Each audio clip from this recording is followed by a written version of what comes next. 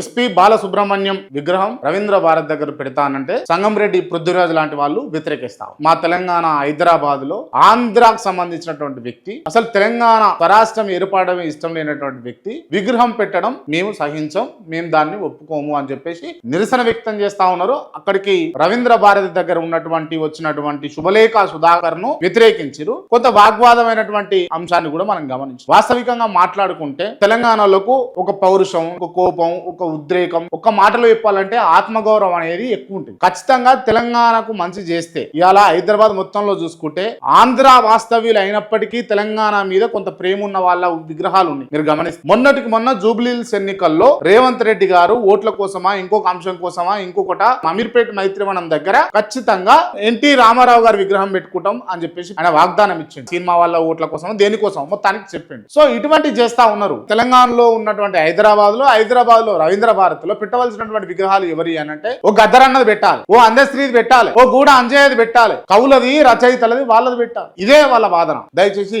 దీన్ని ప్రభుత్వం ఆలకిస్తది, దీనిపైన ఖచ్చితంగా మంచి నిర్ణయం తీసుకుంటది అని చెప్పేసి అయితే మేము భావిస్తాం.